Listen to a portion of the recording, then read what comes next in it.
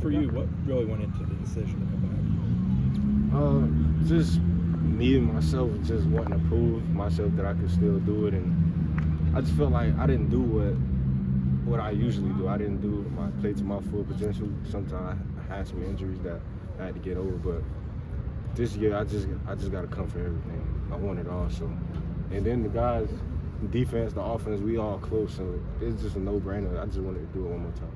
back? You feel healthy these days? I can't hear you. You feel healthy these days? Yeah. The injuries? Yeah, I've been hitting the treatment hard, so I'm trying to avoid that. Yeah. A guy like you that's played so much college football, what do you get out of these last 2 days when you're not even in pads? I still learn when we out here in spring. I learn from the young guys. Sometimes they get a play that I might not never get. Sometimes I look at that and learn from that, or it's just me working on stuff I need to work on, like covering and stuff like that, which I feel like I didn't do as well as I thought I should do. So it's just little things that I should work on when I come out here. It's just not like the plays and stuff like that. I work on little things. And I assume you look forward to Friday, though, when the pads come back on. How much does that change the whole complexion of the practice when the pads come back on? You know, a lot of people act like tough guys when the gear not on. So when the gear come on, you show who really a man or not. How different is it? I don't know if in your college career you played beside the same guy 2 years in a row, but how different is it year one, year two for you and Kalen to be side by side again? I feel like the first few practices that we had, we played a lot more faster, and the communication is way more. You could hear it when you're on the sidelines and stuff like that. So, in last year we wasn't like that. We used to communicate a little bit, but now it's just like we getting it down pat. So that's a good thing. When you talk about coverage during the off season, have you taken weight off, or have you changed anything about your body in preparation for that? I actually lost. I came in. I was eating bad. I'm not gonna lie. I came in at like 235.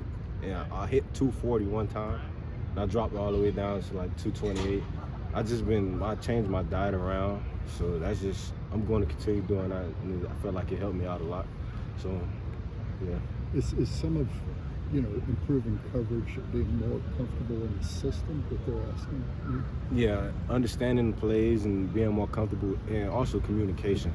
Like, you know what the guy behind you got, so now I can play inside a little bit more, because I know he's helping me outside and up. So just little things like that. Go ahead. What are your early impressions of the tight ends, Jaheim and Morlock specifically, because they're the two new guys?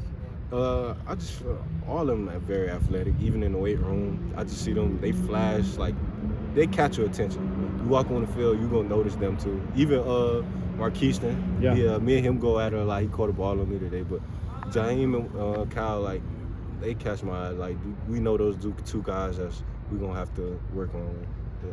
What's your role with the younger linebackers? You know, DeMarco and Omar. Omar, he's gotten way better. I'm proud of Omar. DeMarco is in the same spot Omar was in last year, so I feel like me and DeMarco not like that yet. So sometimes I talk to him and it's just like I'm probably kind of like a random guy to him still. So I just got to gain his trust. What is the toughest thing for a freshman linebacker making the adjustment to the college level game? Just speed, the size, and just understanding the plays, how quick you go. When I first came in, I graduated early, came in. That was everything for me. It's just how fast everybody was going. In high school, I was bigger than everybody, and just the game was slowed down. But now it's just I got to live up to it. So now it's the same thing on DeMarco level.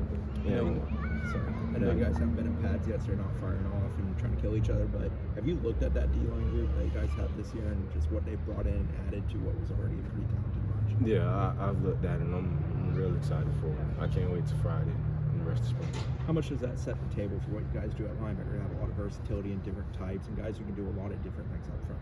Yeah, a lot of good linebackers that I watched always had a dominant D-line. So it starts up front. So without a good D-line, I'm a linebacker. I'm probably not going to have as many tackles for losses or tackles that I'll usually have. So I give everything to them. It's like a quarterback having an O-line. How excited are you to get in pads? I'm very excited. I'm kind of a guy that likes to hit, so I'm not too worried about it. And apologies if you've been asked, but when different players started announcing they were coming back, I forget kind of the order of it, but like when Jared and Fabo announced, I guess what did that do for you in your decision? And do you feel like you made the right one with that in mind? Yeah, we sometimes we sat down and talked about it after Jay Trav made his decision, and it was just like we are close. So it's like, why would you want to leave your brothers if you got another chance to do it again? I know sometimes money plays a part in the NFL. That's the biggest goal, but it's just like the relationship you have goes a long way. Did you get any kind of feedback from the NFL before? And the feedback, no, I haven't talked to anybody. You know, you were a leader at UCF, and now you have found this to be a family. How did that transition happen? It's just me being me. I can't put a name on it. It's just you come out here and you do what you got to do, and people gonna follow. So I just try to come out here and be myself every day. I mean, how do you guys bond off the field? Yeah, you formed really quite a brotherhood. Yeah, I actually hang with like offense and defense. I was gonna name them, but it's kind of a lot. And we hang out like every day, every night, and it's a good thing. That's one of the reasons I came back. You know, I think some of us wondered about with transfer players how well they would adapt to an environment. Was it pretty? Yeah, easy? me and the guy I hung around the most that transferred in was JB, Jeremiah Byers, and we just hit it off. Like, I knew him for the longest. So I feel like other guys, they're guys that they hang with, so it's just like, there's nothing weird going. Like, it wouldn't be weird.